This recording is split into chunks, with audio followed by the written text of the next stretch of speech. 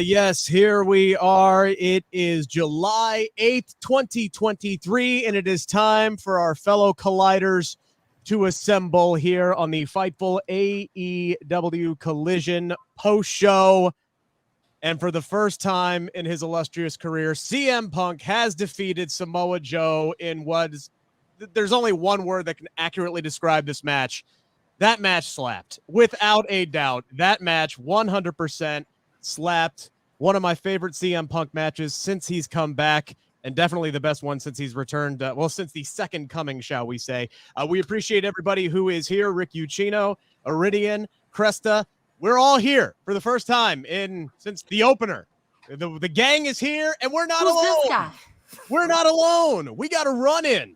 We got some breaking Fightful select news. Best $5 you can spend in the wrestling business. So if you are not subscribed, please hop on that. This man needs your $5 immediately. I do. We all do. But Sean Rossap with some news tonight. What's going on, Sean? What you got? Yeah, I like to hop on some of these bigger shows or when we have an abundance of news over on FightfulSelect.com. I thought the Joe versus Punk thing was a pretty big newsworthy thing. I've got a living room full of friends downstairs right now, and we were switching back and forth between Robbie Lawler winning his retirement fight via KO and Punk and Joe, and now we're about to watch the UFC pay-per-view. But there was a lot that went into this. If some of the matches seemed a little bit long, well, they were, because Willow unfortunately got her bell rung, and that caused a pretty significant shift in this show. So I would imagine time shifts happened as well. But CM Punk, Samoa Joe, this is a match that Punk started to pitch when it became evident for a while that he'd be working with Jericho. And he's like, how about Joe? How about we do Joe? And at the time, we wouldn't have known that it led to what it led to, because obviously creative plans adjusted, and Punk was supposed to face Kenta, and then they had to pivot to Kojima. And now we've got this Owen Hart tournament match. And now we've got extra layers of this. Ricky Starks next week, and then more stuff with Joe even beyond. But Joe and Punk is something that Punk has wanted to do for quite some time. Fightful Select reported some more today on a Voices of Wrestling report about Punk offering to compete in Blood and Guts. And I have definitely talked to some people that said, I think Punk probably did that or put that out there to be like, see, I'm willing to work with him type of thing, knowing that that was never really a possibility. Now, I can't speak for CM Punk, but people definitely think that. And I was told by people in the company, neither team would want him in that situation. Yeah. Rick, I see you. Go ahead. Hold on. But I'm just thinking, if there was one match that any member of the Elite would want to get him in, it would be Blood and Guts, right? Like, sure. But I mean, the partners for Blood and Guts are set. They were set as of earlier last week. Like, it's done good. There you go. Since Bryan Danielson fell out, he hasn't been at TV. I don't know how involved he is in creative, but that's a bummer that he fell out. But pretty quickly after that, I was told they had the person that is going to fill in. And I'm told that they make sense, like from a kayfabe perspective as well. So Punk wasn't going to be that. And one of those things where you say, sure, I'll mow the lawn. And you know that you ain't mowing the lawn that day. Somebody else is already doing it.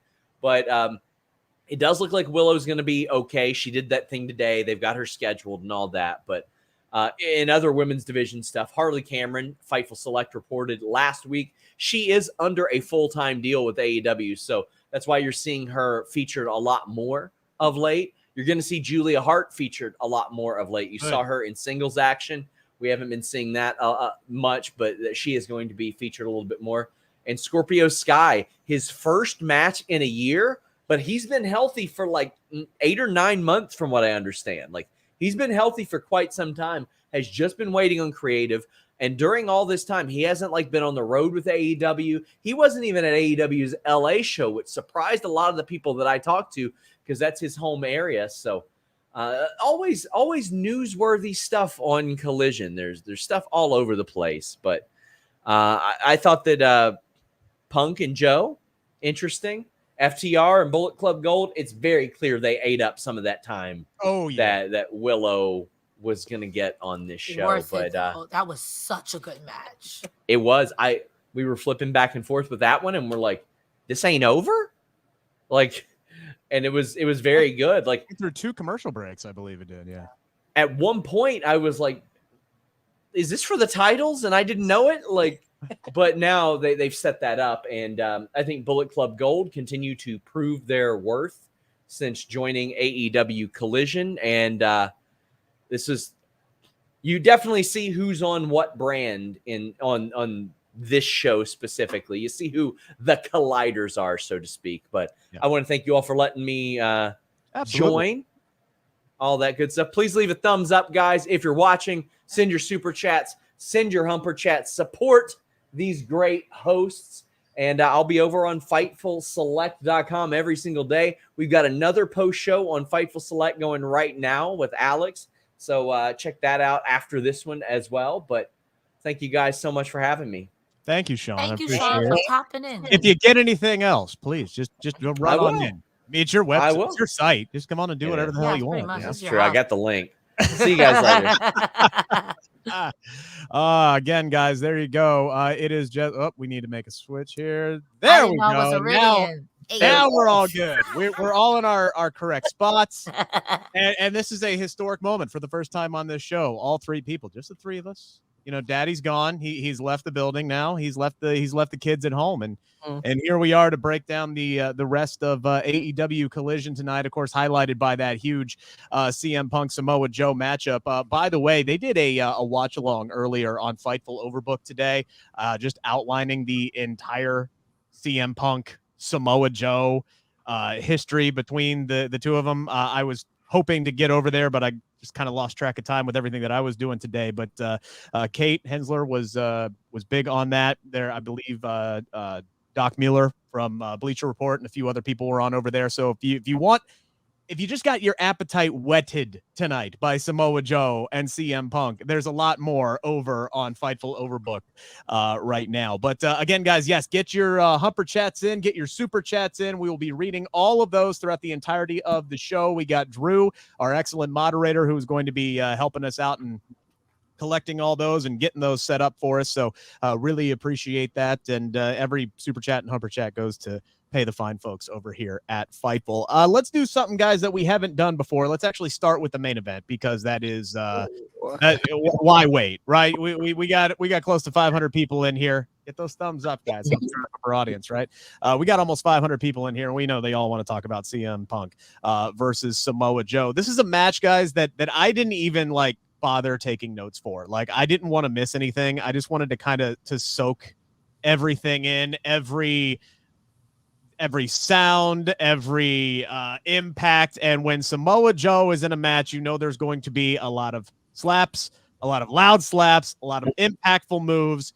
And I just hope everybody who's watching right now, my fellow colliders, can find something in their life that they love as much as Samoa Joe loves hurting people. Because you can just see, as he is wrenching in these holds on CM Punk, he has just got the biggest smile on his face. Like it's his wedding day and he's watching his beautiful bride walk down the aisle. Like that is the look that Samoa Joe had in his eyes tonight. CM Punk ends up winning the match. Kind of fluky, Joe, once again, as he said at the end of it, Iridian proved that he's the better competitor of the 2. He had this thing won. It was just a matter of time until Punk was able to slip out of the coquina clutch and roll up Joe to get his shoulders down for a 3. So Punk gets the win, but Joe, once again tonight, as he has throughout their entirety of their career, he proved he was the better guy tonight. He was the star of the match, I think. And you know what? He looked like he was the better guy tonight. He looked like he was on his way to winning this match. And I had the same look on my face that Joe had. He was like, what is going on? I couldn't even process it. It took me about that full minute till Joe recuperated and he's like, I just lost this match. Yeah. I was so surprised and kind of disappointed. I was like, dang, Joe. Like you said, Cresta, because we were talking about this. We couldn't wait to talk about this, guys, that we were on the group chat. We were like, look at what's happening. What's going on? But you said the most devastating move, the roll up. And I agree with you. Absolutely. Yes, I was devastated. I'm like, come on. It felt like Joe had that match won.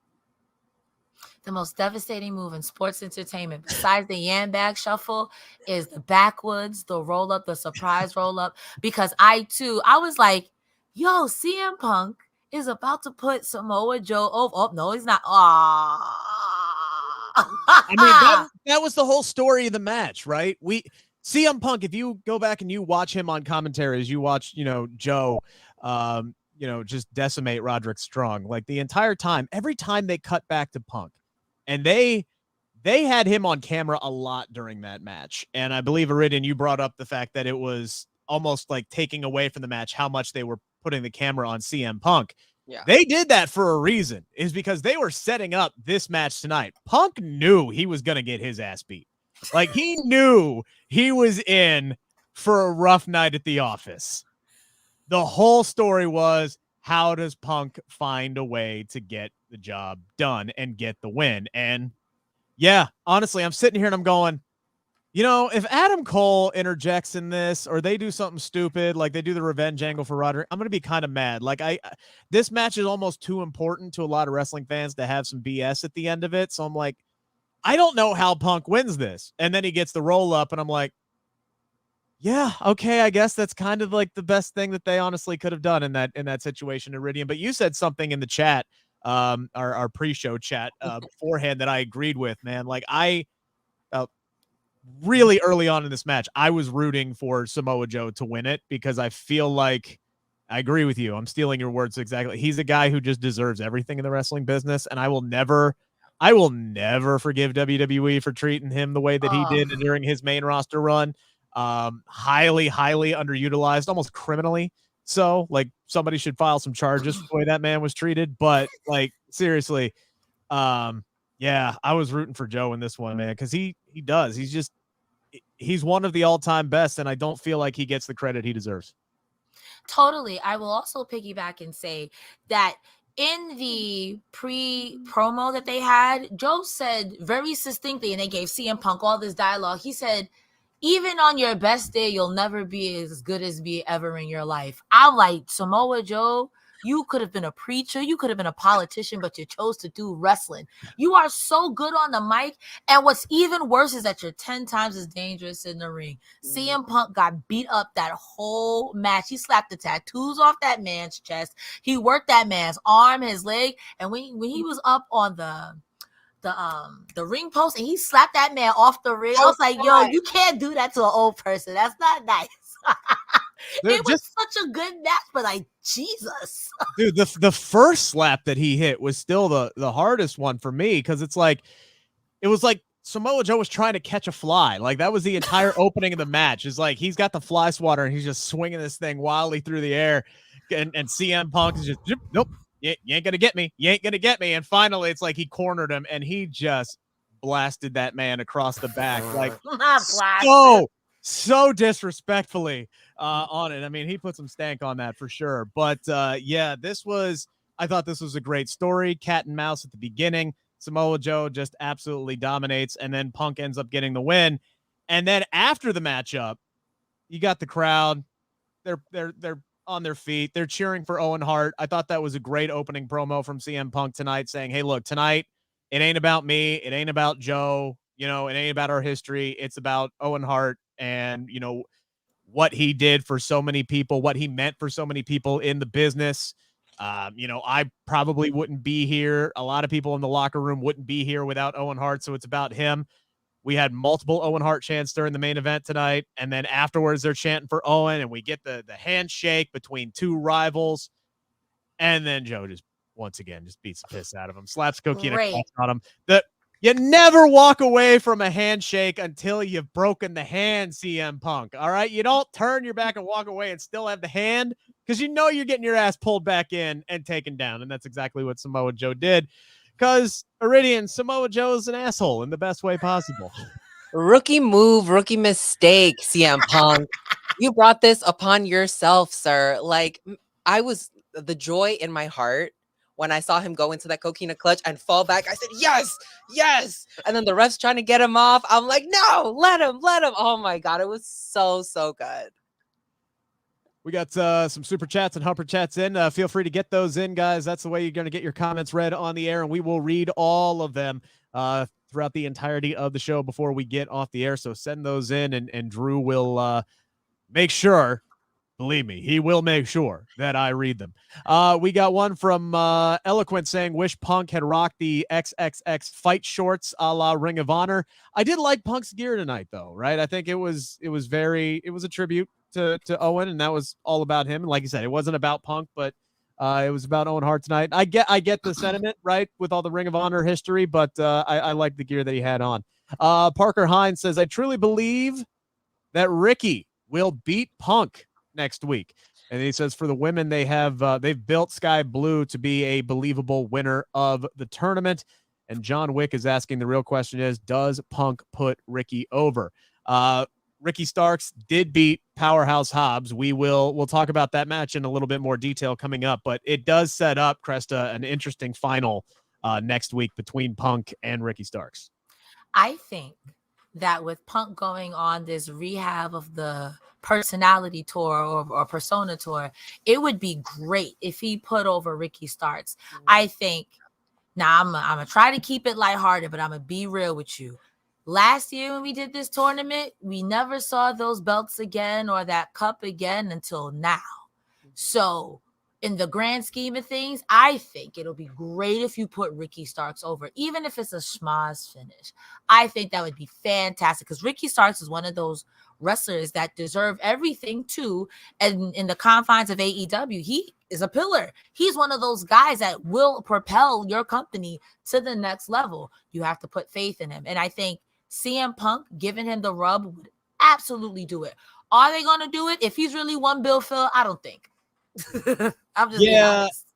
Look, let's be honest. This tournament was always CM Punk's to lose, right? Mhm. And unfortunately with Ricky, because I agree with everything that you just said, the guy's a 5-tool player. I think he's got everything you could possibly want. And no, I don't count the FTW championship. No disrespect to it. Until it actually happens, I don't think I'll believe Ricky gets a big win when it actually happens. Like I think this is CM Punk, like you said.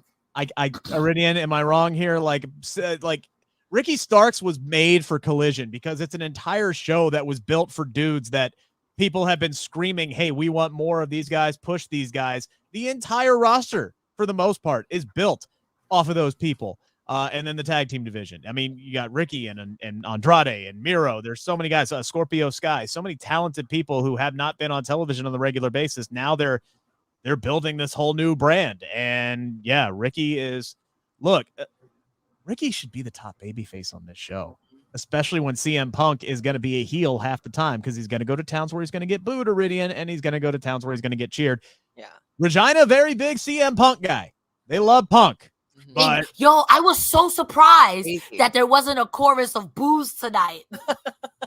it's so interesting. It's going to be so interesting to watch him go from territory to territory until they ultimately decide if they're going to make him a heel or not. But we'll see how Calgary is next week. But yeah, Ricky's the guy. Like Ricky's the top babyface if you can't rely on Punk to be the quote unquote babyface, or if they're going to turn him heel like I talked about last week, Iridian.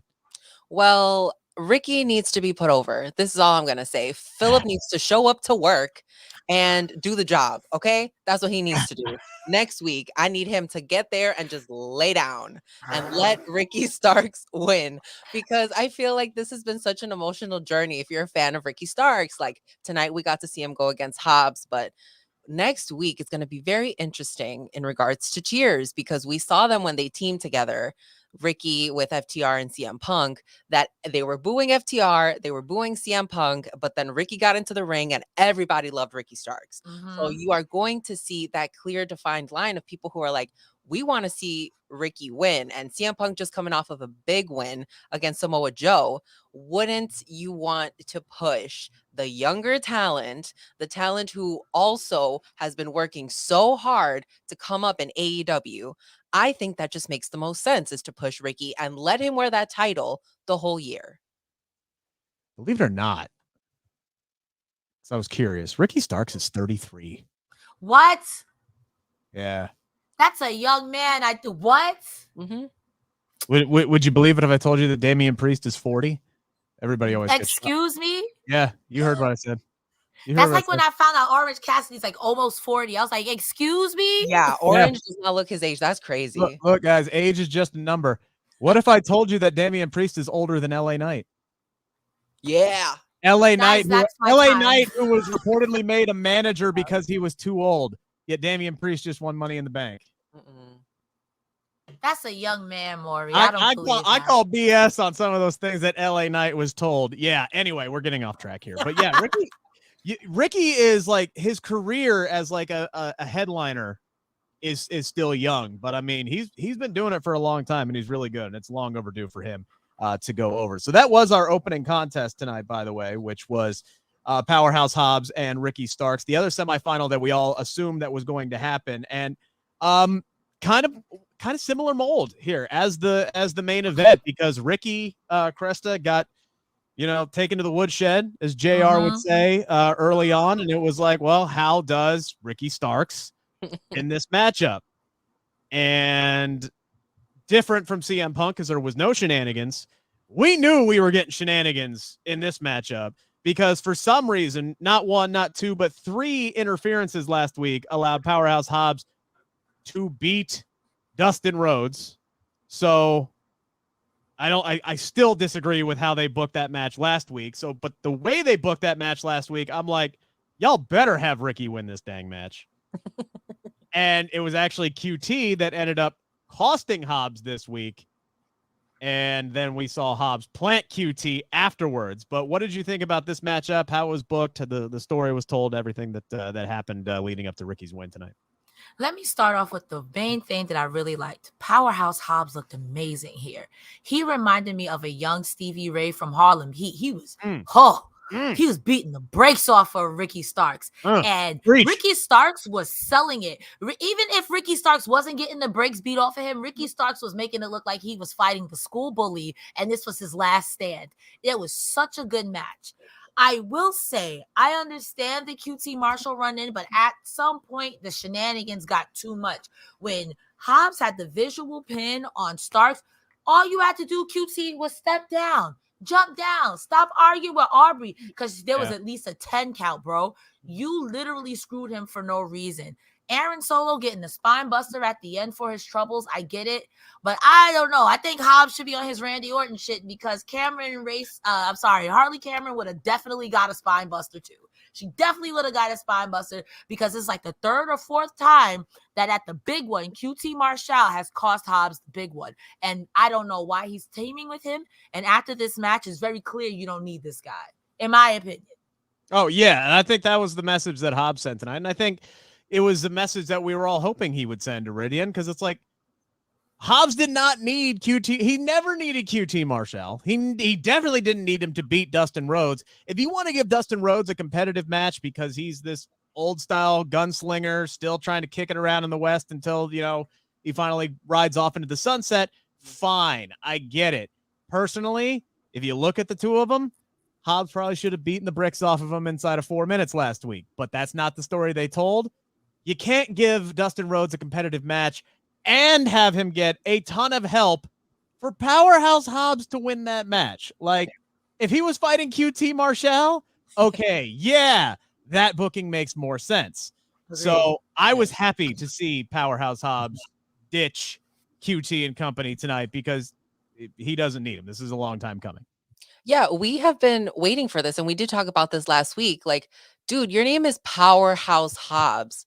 Powerhouse. You shouldn't need anyone with you. And QT Marshall was really getting on my nerves in this match, because as much as I wanted Ricky to win, I'm just like, just let them fight. Why do we keep having outside interference? And I remember I was devastated when Team Taz broke up. Like, I needed a solid finish to this story, and I feel like we really got that tonight. But QT ended up coming through, because all his shenanigans ended up costing Hobbs the match, which I appreciated, because I love Ricky. So we are the Ricky fan club here. Yes. We absolutely love it. I'm glad that QT and is finally just away from Hobbs, because I don't think Hobbs needed that. Now Hobbs, like you said, Cresta, I absolutely agree with you, can be on his Randy Orton vibe and just be a monster. A menace. And yes, monster, menace, everything. He can go and ruin the roster. Because you could see it. He has that enforcer type vibe that, like, unless he literally comes face to face with like a Luchasaurus, or even if they push the Butcher for real, but that's another argument for another day. But like, he could be that guy he could beat up CM Punk. I'm sorry, Phil, please don't beat me up, but I think he could beat up CM Punk and it'd be believable. You don't need all that shenanigans. I think there was a story to tell with Ricky Starks beating Powerhouse Hobbs, but also if Hobbs beat up Ricky Starks, like you said, 4 minutes. Yikes. Yeah. I could see it. Like, honestly, the history between Starks and Hobbs got lost in this tonight. Mm-hmm. It wasn't about that. It wasn't about Hobbs turning on his old partner. It was about Hobbs turning on his new partners. Yeah. So it wasn't about past breakups, right? It was the new breakup that was happening here. And Ricky really only hit like what? 4 moves this entire match. Like, he got a couple of hope spots. He was able to slip out and deliver that power bomb off of the top rope. Went for the tornado DDT. There was something in the air tonight because there were a lot of slips. Like, I don't know if it was humid, if somebody put some baby oil on those ropes or not, but look, I give him credit for both of them for just kind of like getting through it and finishing the spot. Looked a little rough, but it is what it is. Honestly, add a little bit of realism for me, because like, you got Ricky Starks who's trying to just muscle this big dude over, and he finally, makes it happen. And then what? He hits the spear, and then that's it. Like, he hit like spear. Like, holy crap. I love his spear. Like, that man, just that dude is borderline flying, at least falling with style when he hits that damn spear. It is art. It is beauty to watch. And at least I'm glad that Hobbs like conked heads with QT, because again, taking that little offense in that match, even though there were a couple of high power moves, makes him look a little bit weak. Looks a little bit weak as well. But I'm nitpicking at this point. So what did you guys think of Hobbs and Starks? Who do you guys think will win next week? The finale of the Owen Hart Cup men's final between Ricky Starks and CM Punk. Should have been Samoa Joe. But get your super chats in, get your humper chats in. Couple more thoughts on Punk and Joe. Eloquent says Punk finished his story before Cody. LOL. Hey, to be fair though, that one started a little bit sooner than Cody. So we'll do a timed one. All right. So I think I'll do a quick math here. I think Cody has about 5 more years or so to win that WWE Championship. We'll see. Darren Walker says, I love Iridian. She's awesome. I got a feeling that Punk's first loss back is going to be against MJF. And honestly, that's almost another reason why you need to put Ricky over, because what is having CM Punk win the Owen Hart do for CM Punk? And it's not going to hurt anybody if he loses. It's a win-win. It doesn't hurt CM Punk. It puts Ricky over. And if they actually use the Owen Hart belts this time around, great. It gives it star quality. It doesn't hurt anybody. Put Richard Starks over. Put him over. It's going to be interesting, this matchup, because they both left the arena pretty banged up. Heck, CM Punk collapsed at the end of the show as Ricky was hobbling his happy ass back up the ramp and down the babyface tunnel. So maybe both these guys maybe it'll be a crutches match next week. They'll both be like, just hobbling around, struggling to breathe. That'll be an interesting main event. Retirement home mayhem. Sponsored by AARP. Harley Cameron needs a raise, by the way, because as Cresta said, she stopped Hobbs from whooping QT's ass even more than they did earlier. So she got that full-time contract, but now she needs a raise from QT for saving his backside. Very lucky it wasn't Randall Keith, because girl, woof. Christian Cage too, because I think he would have did it to you too, sis. Interesting promo tonight from Miro, ladies. Just kind of summing it all up, says he fears no one now because he has nothing left to covet. He has lost his belt, his god, and his double-jointed hot wife And he says, a big battle is coming, and it's the one we have all been waiting for. Iridian, what on God's green earth is Miro talking about here? I am just as confused as you are, Rick. I said, sir, I think you already did this promo, and now you just added some extra things about your wife. I was like, all right, maybe we're going to get like a clue as to like who he's going to fight. I thought maybe there was going to be something in the background, of like, one of these things is not like the other. Like, you got to find it. Nothing. I am so confused. And we talked about this last week. Miro, what is going on? What are we doing? Like, I don't know. Unless he's just going to show up on like Dynamite on Wednesday and cold cock MJF. Like, I don't know what we're doing. Like, what are we talking about here? Like, that's what I've been waiting for. Like, okay, put Miro in the AEW title picture. That's all I could think that I've been waiting for over a year now, Cresta. What the heck do you think this man is talking about? What we've all been waiting for. If that's not it, I'm clueless. I'm so glad y'all said y'all didn't know, because I didn't know either. And I was like, wow, I am not a good wrestling fan, let alone someone who covers this show. But also, too, if my husband doesn't want me the way Miro talks about his hot, flexible, double-jointed wife, I don't want him. I don't want him. Love your wife the way Miro loves his wife. Because honestly, 10 out of 10. I don't know. I think, again, maybe if he beats up MJF, but he said he's not looking for gold. Who would you want to see him be? I would suplex a dinosaur. You gonna beat up Luchasaurus? I don't know. Just beat up people. No, why don't you cause the run-in at the Owen Hart cut? Maybe that's what you mean. Or the run-in with Adam Cole. I don't know. Sorry. Like, honestly, it's been so long. I can't even remember who Miro was last feuding with. Like, his God. That's the most consistent storyline he's got. His God turned his back on it, then he accepted it, redeemed these nuts, hot, flexible wife. I mean, okay, are we gonna pull a WWE here? Is he gonna be wrestling a spotlight next week? Like, what the hell is going on? I don't know. I'm confused. If anybody in the chat can help us out, send in those humper chats, send in those super chats, and we'll try to figure this out together. But either way, you've got my attention. Okay, I'm curious to see what Miro thinks we have all been waiting for. If it ain't him going after the AEW World Championship, I have no idea. I was extremely excited about Willow Nightingale and Athena. This match was going to bang tonight and would have been the cherry on top of what was a show full of just excellent professional wrestling ladies. But unfortunately, for the second time in this tournament, they have now had to postpone one of the women's matches. Of course, Dr. Britt Baker was ill, so we didn't get that match the week prior, but we did get that match this week, and Ruby Soho won, as she should have. But Willow Nightingale injured in her New Japan Strong title match against Julia. You heard Sean at the top of the show. If you didn't hear it, she was hurt in that match with Julia. She should be fine, ready to go next week on Rampage. So I'm a little mad now that it's on, not on Collision. But all right, whatever, fine.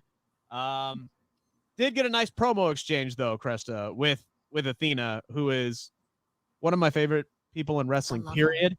But just getting her on television and putting a microphone in her hand is also great. And she hops up there. She's questioning whether or not that Willow is truly injured. She's like, but how injured? Hell, I got hurt. I took 3 flights in coach just to get to Regina, right? Like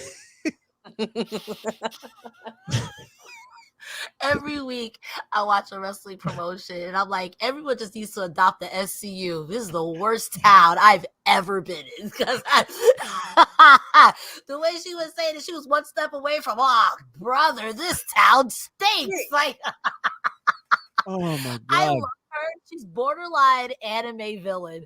Yeah. But she can beat you up too. And I love Athena for it. Athena versus Willow. Besides this being the only women's, no, this wasn't the only women's match. I've totally forgot about Julia Hart. I apologize. But that match would have slapped because these are 2 stiff women. I cannot wait, but I'm with you on that, Rick. It's not happening on my show, so. Well, we could at least get to talk about it next week, right? I think Rampage falls under our jurisdiction if memory serves. Let's just commandeer it. Yeah, we'll just take it. We'll snatch it. We'll take it. No big deal. I will make sure to watch that because that's a match I will go out of my way to get. But yeah, Iridian, interesting setup here though, because this match is going beyond the Owen Hart in the fact that Willow said, hey, if I beat you next week, I want a shot at that Ring of Honor Women's Championship, which honestly, to me, that's a red flag. Athena's winning streak's in danger next week. Mm-hmm. Yeah, that's kind of scary. And Athena was quick to question. She's like, all right, how do you even know you're going to be cleared? Yeah. Which makes me know that now Willow's going to be cleared and that we're going to be good to go. And now we're going to get that championship match, which is scary because I love Willow, but I also really, really love Athena. And they are both hard-hitting women. They hit hard and stiff, and you're just like, man, this is going to be so good. And I'm glad that Rampage does fall under our jurisdiction so we can talk about it. That could be first thing that we mention next week. So that's going to be good to see who wins that. Got a humper chat here from Bizarro Big L. I hope Willow gets a good push soon. She has been so good lately. They need to strike on this heat. And being a collider means we get banging matches all night. And that sign was true. Joe is the true tribal chief. Take notes, Roman. Starks versus Punk will, in fact, bang. When I saw that sign, everyone in my house laughed. And all I could think, he's not even related to those guys. But I could see it happening because are you going to get out of Coquina Clutch, Tribal Chief? I think not. Those are his beats now. No, I will bow down. I've stood next to the man. I will bow down at the feet of Samoa Joe. I want none of that smoke. Real quick though, speaking of banging, we got a message from Sean Rossap. Is your sex life stuck in developmental? Well, get ready for a call up with BlueChew.com and the code Fightful. Same active ingredients as Viagra and Cialis, but how about this? No awkward in-person visits, no trips to the pharmacy. It's shipped straight to your door in a discreet package. But let me tell you, your package is not going to be discreet when you use Blue Chew, and the code Fightful helps give you that confidence, that performance to take you straight to the main event, if you know what I'm saying. When approved online by one of our physicians, it just arrives straight to your door. You're not going to have people nosing around with what you're doing. And right now, you get your first shipment free when you use the code Fightful. Go straight to the top, if you know what I mean. Memorable performance, high spot, whatever other innuendos you can think of. BlueChew.com and the code Fightful. All right, so... That ad, Sean Rossap doing the Lord's work, because holy hell. So we did not get, unfortunately, Athena versus Willow tonight. And instead, we only got one women's match on the show. They added a lot of extra time, as Sean reported at the top of the show. This match didn't eat up a whole lot of time. But we did get to see Julia Hart riding a 23-match win streak. She's taking on Bambi Hall tonight, who is playing the role of Mary McJobber because she really did not get a chance to showcase what she can do. This was all about Julia Hart just beating her down. I mean, she bullied this woman, half her size, and she bullied this woman for the minutes or seconds as long as this match went on. Honestly, like this match to me was more about Julia's entrance than anything. Like she has a fantastic entrance. I love the song. I love the look. And if she's going to get featured more on the show, that's great, Iridian. But you take away Athena and Willow and you give us a women's squash match. And then, yeah, sure. You added extra time onto Bullet Club Gold and FTR, which we'll talk about later, which was fantastic. But it's like, I don't know, man. Like there's something about it that it rubs me the wrong way that we only got like 2 minutes of women's wrestling tonight. We were supposed to have Athena versus Willow. That's interesting that, we talked about how FTR and Bullet Club Gold did get a little bit longer time in their match and it was noticeable. And then for Julia and Bambi, we got like 2-3 minutes. So that is interesting. I hadn't put that together. That why wouldn't they just give the women's match a longer time period, which would have made sense. But I think the match for what it was, Julia was so good. Julia was scaring me. I felt like she was bullying me. I felt personally attacked. And she was doing things that just made me think like, man, she's fighting like she's 4 times her size. Like she was really putting in the work. And I'm glad that they mentioned she had a 23 winning streak because I didn't know that. So I'm like, okay, Julia, putting in the work. I'm here for it. You're intimidating. You're part of a badass crew, and I can appreciate that. Yeah, 100%. I'd be willing to bet a lot of those matches happened on Dark or Elevation, but hey, they count, right? Yeah. So that's great. It's now up to 24 here at Cresta, but we did get a super chat here. Like I said, her entrance is spectacular, and Stephen W agrees. Julia Hart has the best entrance in wrestling. Oh, period. That's a statement. Story, says Stephen. That is a strong statement, Cresta. I mean, the hat sells it. I wouldn't say the best, but it's up there. It would be in my top 20. I think it's pretty cool. The hat sells it. And in regards to that match, for the first 30 seconds, Bambi was like, you ain't gonna bully me. And then Julia Hart was like, actually, I am gonna bully you. So, and that finisher, the Heartless, it's a very pretty finisher. It's really good. Yeah. I'm sitting here trying to think, because I'm not good at thinking of these like things off the top of my head, but I'm like, best entrance in wrestling. I mean, if we're talking about all time, I mean, top 3 for me is Shawn Michaels, because who was really hitting the poles like that? That I still try to hit that to this day. And I mean, Jeff Jarrett's is pretty clean, because who doesn't? You're a liar if you don't. You may not like the guy, but if you had the chance, he was in the ring, you're like, I'm gonna have to think. Like now, I'm gonna be thinking about this all show. Like Shinsuke Nakamura's right back when he was like treated like the rock star in NXT, and you had the lights flicker in, and he's running and he's dancing. Finn Balor, the Demon, when that first showed up, that's one of the best entrances. Even his old one, where you were like, oh yeah, that's the one. That's the one that hits. Right, the lights are going up and everything is well timed, and they flash that white light across the entire arena, and everybody's got their arms going up in the air. One of my faves, Batista.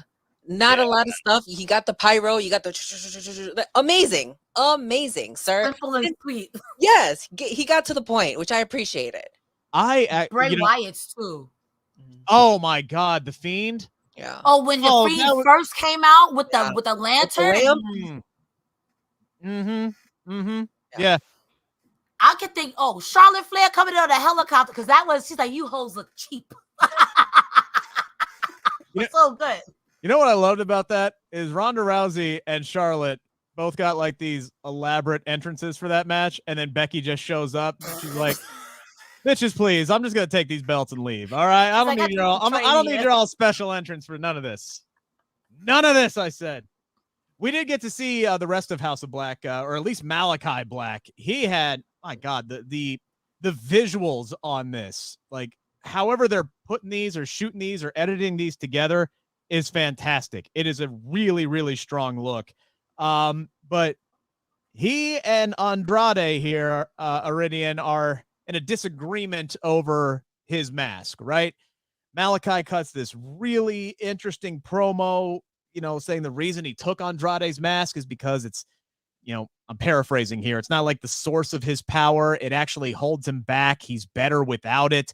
And he's going to prove it to Andrade that he is as good as he believes he is. And he's going to show the whole world that he was right.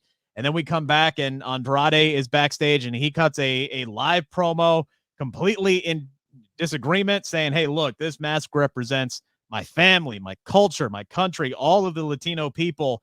And he says he's going to prove that it's his sense of strength by beating Malachi Black. So at its basic point, like feuding over stealing a mask seems kind of all right, whatever. I think these guys are doing their best to make this work and really sell it. Like, no, it's more than just a facial covering. Like this means something. It's got to be a mask versus mask at this point.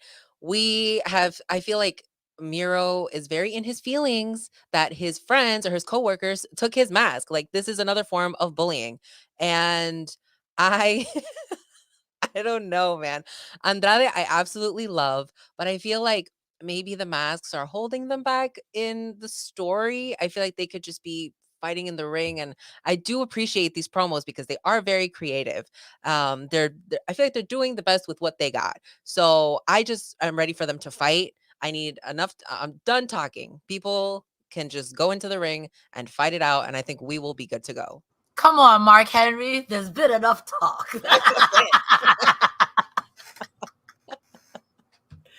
I mean, I agree to an extent, but I actually like them being so creative over, like you said, this is clearly going to become a mask versus mask. And who hasn't seen that? Mask versus mask, hair versus hair, loser leaves town.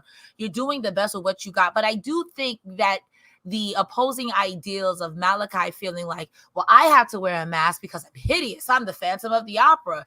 And you choose to wear a mask to hold on to what? You became more popular when you gave up the Lucha Libre style. And I feel like in the confines of kayfabe, if you are not from Lucha Libre, you don't really understand what the mask is about. Sure. Ripping off people's masks, taking it off to win a fight. The mask is super important, especially in that culture. Like he said, it's my family. It's the hopes and dreams of the Latin people. This is Lucha Libre. So it's not that you just taking my mask. You taking my house. You guys are weird. I don't like that you taking my house and you're weird. And I don't want to join your little cult because you're also weird. So if you want to fight, let's fight. I mean, I could see Andrade in the House of Black, but I could also see Andrade like, y'all are weird. I wear a mask for a different reason. Y'all wear a mask because you're weird. I did like, Malachi basically admitting that Andrade is better than him, like really kind of putting him over in that sense, which probably tells me that Malachi is going to win this thing probably whenever these two guys do end up meeting. Regardless, I thought this was a nice progression of the story. We do have a super chat from, a humper chat from Carlos. He said, Kevin Kelly's comment tonight that Andrade speaking nice and slow for us to understand sounded kind of racist to me. Am I overblowing it? I'm not going to lie. When he said it, I was like, there was a grimace on my face for sure. I'm like,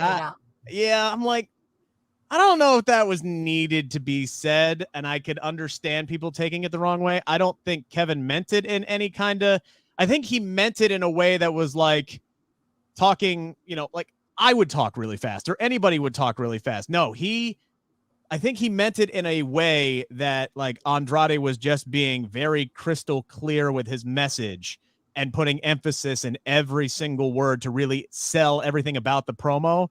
But yeah, it came off kind of bad, and I did grimace when it was mentioned. Anybody else? Questions, comments, concerns? Could have gone without that.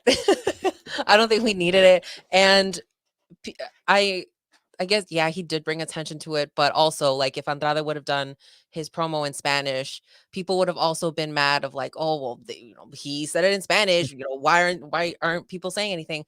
And Andrade's second language is English, so people have to be aware. But I don't think that nobody needed to bring attention to it. Yeah, no, honestly, I agree with that. He sounded fine. He sounded great.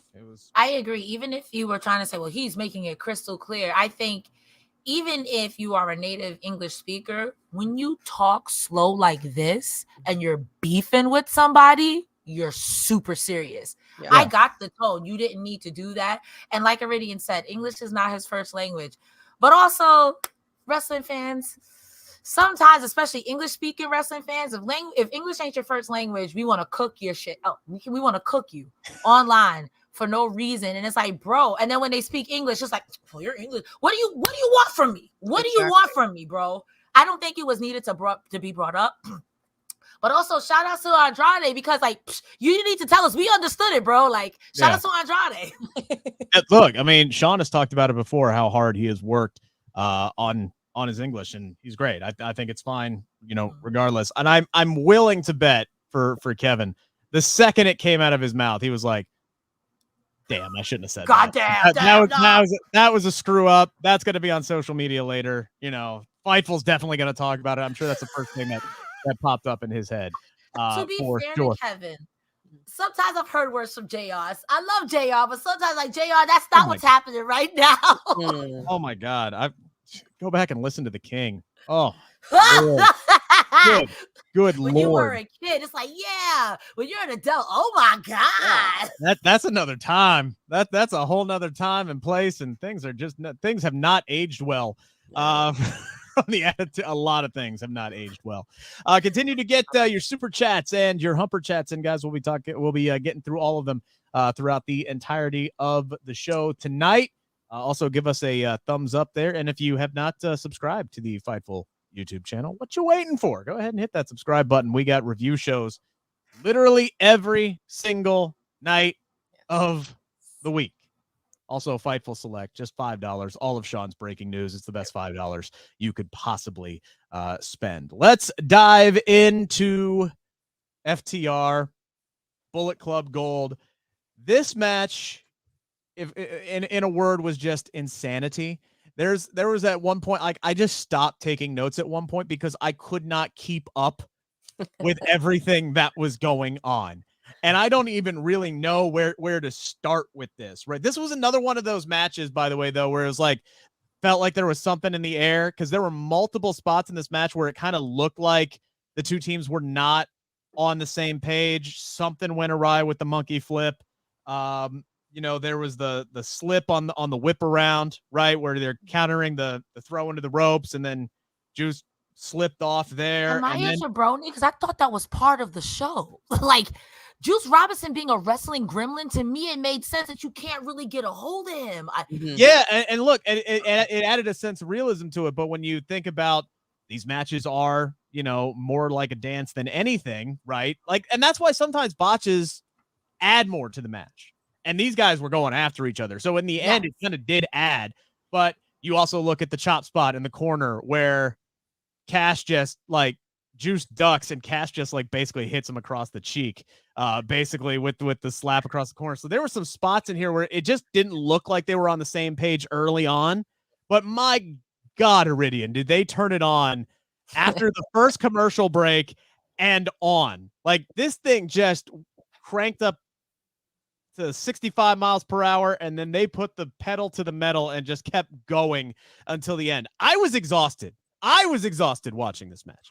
Oh my God. Bullet Club Gold cracks me up. Jay White going up to the camera with his little finger guns. He'll be like, that I absolutely live for that. This man is so hilarious. And like, what is this supposed to do? And then Juice Silly Goose Robinson, that man out there just frolicking ringside. He cracks me up. I absolutely love this team. And yeah, they did pick it up right after that commercial break. And man, these guys were fantastic. It was the last match of the first hour, and it happened last week too, where I'm like, okay, Ricky and Juice were the last match of the first hour, and this was main event quality. And I feel like this match was also a main event quality match. And what a fantastic match it was. I had so much fun watching it, but like even more fun laughing at Jay White with his little hands. So there was there at one point, right? Because a lot of Cash was getting his butt whooped a lot early on, right? He hits the hot shot across the ropes, and they are working his midsection for the longest time.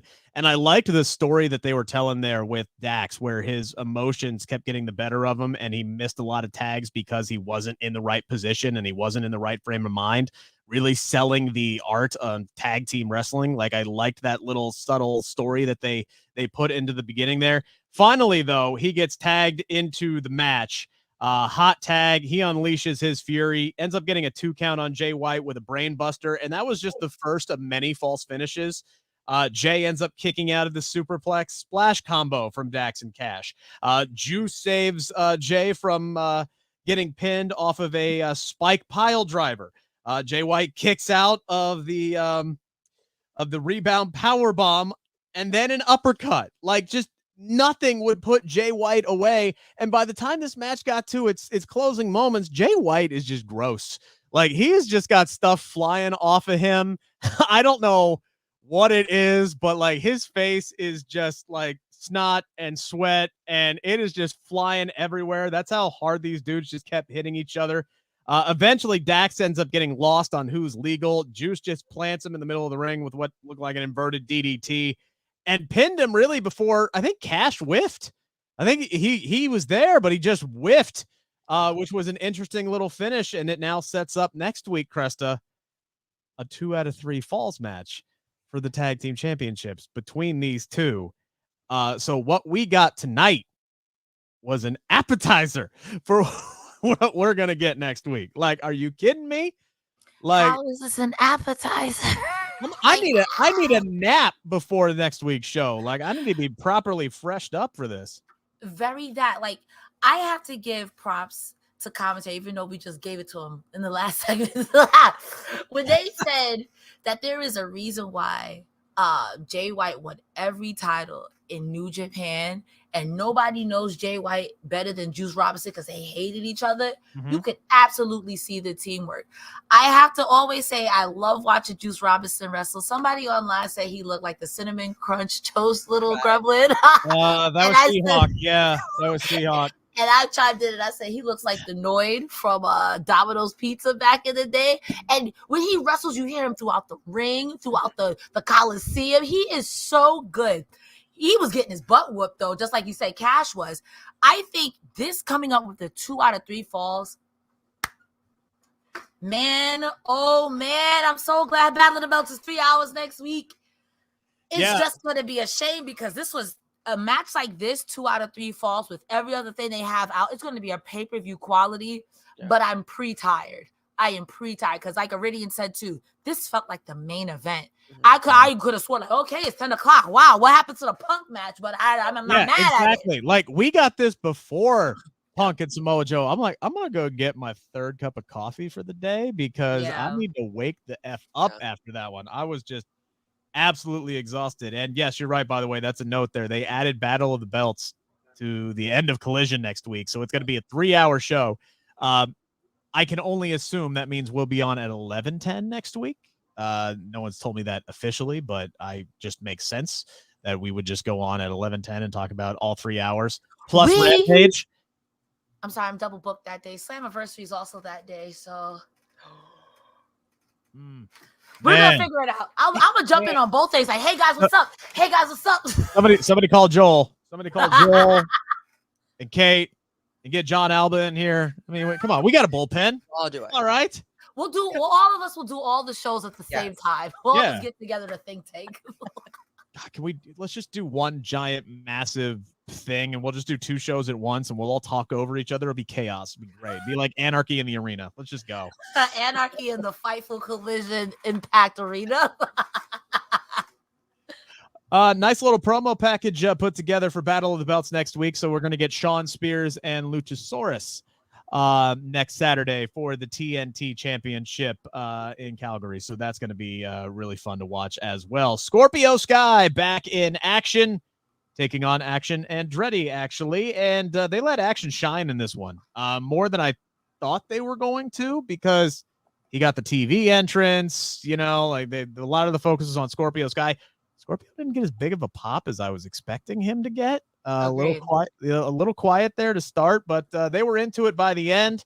Ultimately, he gets the win with the TKO, Iridian, and then he does the opposite of Joe. He actually shook Action's hand and left the ring. So now we have good guy, respectful Scorpio Sky. Good guy. Match was good. High-paced action. Just kind of gets lost in the shuffle when talking about all the action that we had just saw. It was a good come-down match right after what we had just gone through with FTR and Bullet Club Gold. But it's going to be interesting to see what they do with Scorpio Sky moving forward. Yeah, I'm also surprised that he didn't get that big of a pop because we haven't seen him in so long. He's finally back in the ring. And I just thought there would have been a little bit more excitement. So I was kind of disappointed. But yeah, they're both high flyers. They were both fast paced. And I had honestly didn't write much about this match because I was exhausted from that tag match. But we haven't seen Scorpio in such a long time. And he looked great out there, which I think looks good. Maybe he can fight Miro. Like, I don't know. That could probably be the next move. Who knows? I had a hand cramp after that FTR Bullet Club Gold match, trying to write everything down, just trying to write it all down. I felt like old boy in the Death Note. This is And then I'm like, I gotta write and look at the screen at the same time. Like, I can't look down. What a mess. We did get a super chat from Eloquent who says Collision is now 4 for 4. Such a fun show. FTR versus Bullet Club Gold. Bizarro Big L sending in a humper chat. Says glorious Bobby Roode. I missed that, man, and his theme song. It was a crime when they took that away. Can we say how good of a kick-out artist Switchblade is? He did it at 2.999. This is why they didn't send him on a solo. Also, this match gave me FTR versus Briscoe vibes. I saw the 2 out of 3 at DBD Run It. So yeah, there was, like I said, a little. I want to say sloppy, but they weren't clicking early in this match, and then they just absolutely cranked it up to 11. I enjoyed this a lot. I do like the shout FTR Briscoe vibes. I would agree with that a little bit there, but man, next week, like I said, this is the appetizer. Like, damn, like this is what they got coming up next week. That's going to be absolutely insane. Actually, all of the action they got next week is going to be insane. Listen to this Dynamite card they announced tonight. So we got the Eliminator Tag Team Tournament. We're going to get Darby and Orange Cassidy versus Sammy and Daniel Garcia, and then MJF and Adam Cole versus Brian Cage and Big Bill. Swerve versus Nick Wayne, Ruby versus Sky Blue, and Jericho versus Commander. Boy, TK just don't mess around with these Dynamite cards anymore, Cresta. He just don't. I'm happy for him. I mean, every week, like I said, wrestling fans, we cook everyone for every reason, any way possible. Say what you want about Tony Khan, but when he books y'all bangers, y'all be shutting up real fast. Athena and Willow, we already know, is going to be on Rampage. And then on Collision, we do know that we will be getting the Owen Hart finals, both the men's and women's matchup. All right, let's go into full-on prediction mode here. All right, Iridian. So this means you have to pick who your women's final is. We'll start with the women's match, right? Yeah. Pick who your women's final is and who wins it. Dang, that's crazy. I don't. There's just so many good options. I think that this would be a very, very good win for Sky Blue because she has really been pushed very well lately. And like we said, if Collision is a show where you're going to try to feature people who are really rising stars, I think she would be a perfect example of someone who can really take that and really run with it and continue to grow over the next year. So Sky is going to be my final, my winner. Over who? Oh man. So it would be either Willow or I love Willow. Or Athena. I love Willow so much. Okay, so I guess I gotta. You know what? Okay, I take it back. Sorry, Sky. Love you so much. I'm from Chicago, so she's got to feel this. Okay, Willow, you can take it, girl. I absolutely love you. Yeah, I guess I would be happy with Willow or Sky, but yeah, I guess I can't narrow it down, guys. I'm sorry, I can't. Cresta, hold that thought. Hold that thought because we have one more message from Sean Ross. Let's be real. Big nasty pubes are gross. You want that tree to stand taller. Sometimes you got to do a little bit of landscaping. Sometimes you got to do a little bit of manscaping. With manscaped.com and that code Fightful, you're going to save 20% off your order and get free shipping. What a deal. And how about this? They've got a ton of deals on that site. They got a lot of bundles, a lot of packages to help out your package. But it's not just your package. It's your body. It's your hair. They got deodorant. They've got shampoo. They've got foot deodorant. They got ball toner. They got everything at manscaped.com. And when you use that code Fightful, get 20% off your order and free shipping. Just a plethora of different options. Maybe you want to try a little bit of everything. Maybe you just want to try one thing. Well, Manscaped and the code Fightful will get you there. Make that tree stand taller and trim it up a little bit with Manscaped. All right, Cresta. What is ball toner? Solid question. You know what? I talk about this all the time, that men be smelling at wrestling shows. And this is your chance to smell better, okay? So I'm not going to lie. Like, slide, but this ad, I'm like, nah, I have questions. What is ball toner? And I want an answer. I honestly don't even know. To be honest with you, I would have to do research on that one. But I'll say this much: like when I go to live events, more often than not, ever since I've been in the media for so many years, I get the option of sitting in the press box or sitting in the crowd. Yeah, there's a reason I choose the press box almost every time. Cresta, go ahead. What your thoughts on the women's Owen Hart next week? Segue.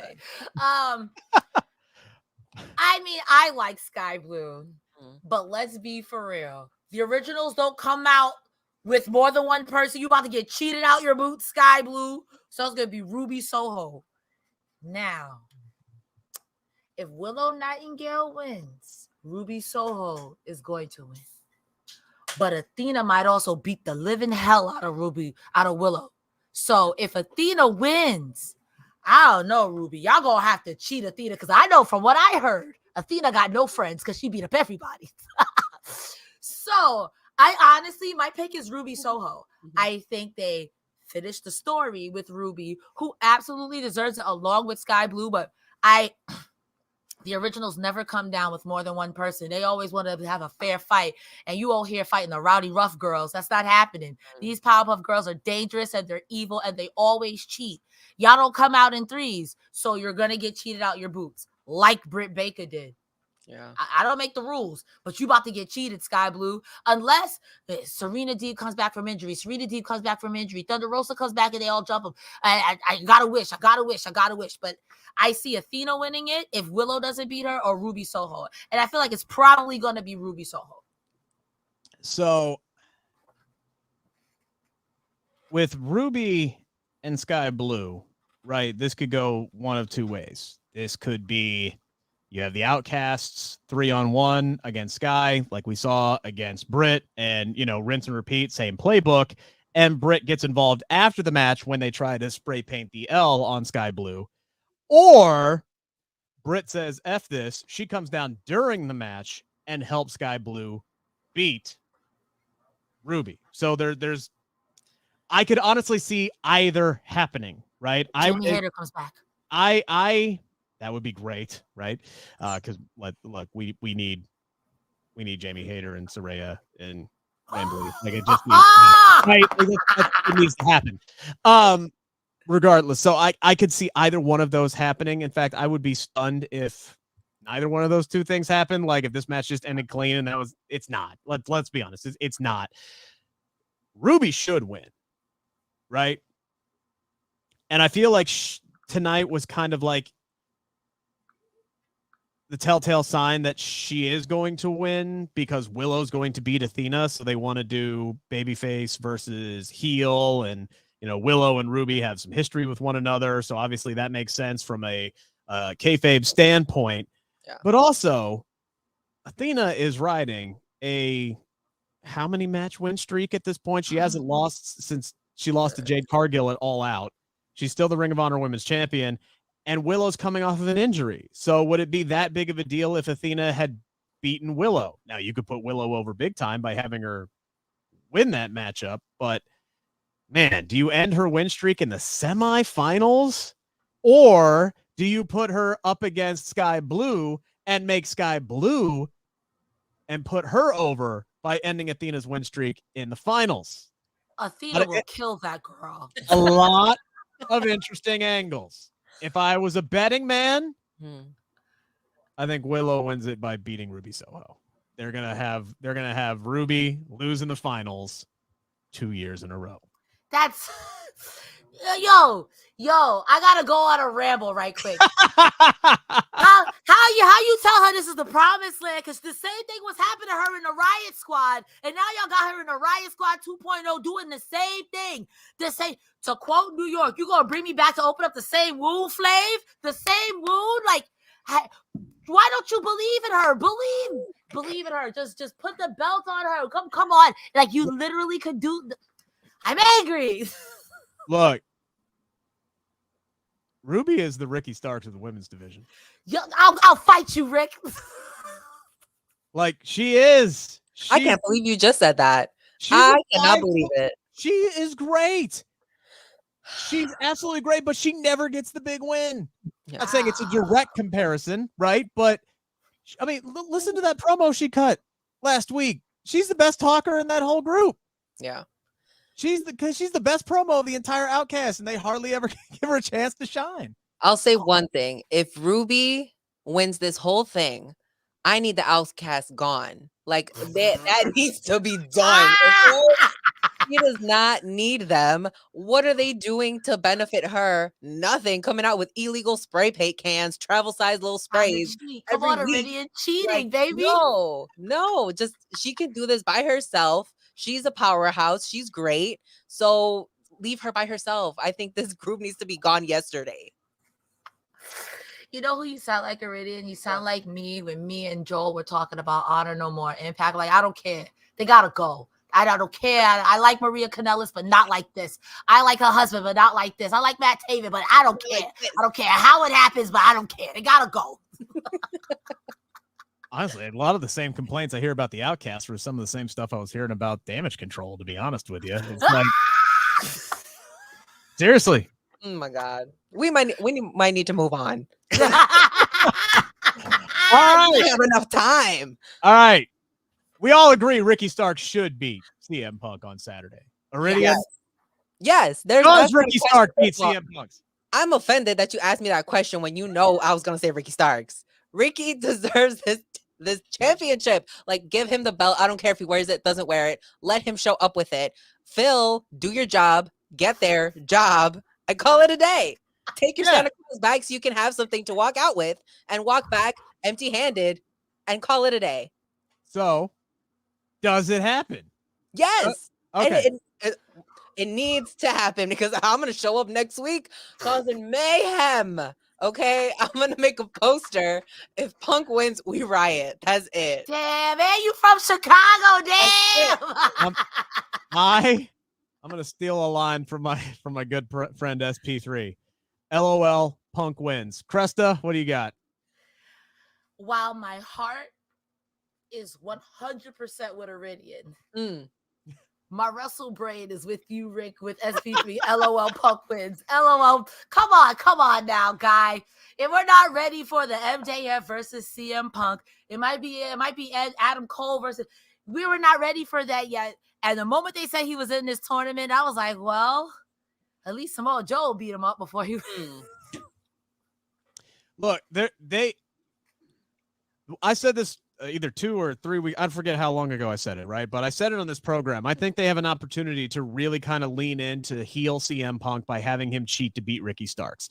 And honestly, that could be the start of a lengthy program between them. Because even if you go back to when, these guys were on the same team and they were warming up for their matches, and Ricky looked like he did not want to be in the same locker room with the 3 dudes that he was in there at the time. So he's never exactly been on the same page as Punk. So if Punk just goes out there and by nefarious tactics beats Ricky, but ultimately Ricky goes over in the end, I won't care. But if this is just a one-on-one matchup between 2 baby faces, and for whatever reason you're going to be splitting your crowd and you put Punk over because he's CM Punk, and let's be honest, Tony Khan is paying him a lot of money and he wants him to be the face of his company. So he's going to go over. It's how he goes over is going to be interesting to me. You can do a solid and still put Ricky over in the end, but with Punk holding the bag and telling that story, I don't know. I got bad feelings for Mr. Ricky Starks. I just do. Me too. I hate it. Iridian, what you got going on? Where can people find your stuff? Well, every Saturday, you can find me here on the Fightful AEW Collision post show. You can head over to my YouTube channel at Rest Friends, and you can see all the shenanigans that we got going on over there. Or follow me on Twitter, Facebook, Instagram at Iridian_Fierro. Threads. On Threads as well. Yes, Threads. I just made Threads. Follow me, guys. It's good stuff. Yes. Help her get that thread count up. See what I did there? Cresta. I am a boomer. I don't have Threads because I'm late to everything. You're not that late. It's still early in the game. Well, maybe I'll make one afterwards, but screw Zuckerberg. Anyway, Mondays, Wednesdays, and Fridays, you can typically find me on Twitch or TikTok at Cresta Star. Thursdays and Saturdays, you can find me here on Fightful.com or youtube.com/Fightful. Thursdays, myself and Joe Pro cover everything that happens on the Impact Zone. The Impact Zone. And on Saturdays, I am here with Rick and your best friend Iridian, and we are sometimes Sean Ross Sapp, like today, and we have a funky good time when we talk about AEW Collision. This Saturday is also Slammiversary, ladies and gentlemen. So I'm not sure where I'm going to be. You might see me on both shows, but either way, support AEW Collision, support Slammiversary, support Rick Ucchino, but he's going to tell you where you can find him. Where can they find you, Rick? Well, real quick, before we do that, now I want you to I want you to pull your own version of Mick Foley next week. I want you to keep popping in with like a different mustache or something every time you come in and out. The three faces. You don't know what you've just done. You don't know what you've just done. And if I can make it work, I will definitely do that. I'm going to be the most annoying person you've ever met in your entire life. Oh, that's a high bar, young lady. So I say bring it. Come on with it now. Young. You guys can find me literally anywhere, whether it's Instagram, whether it is Facebook or Threads. I'm trying to get that thread count up myself. It's Rick Ucchino. That's the name. Anywhere you go on the screen, RICKUCCHINO. You search that in that order. You're gonna find me on the social media apps.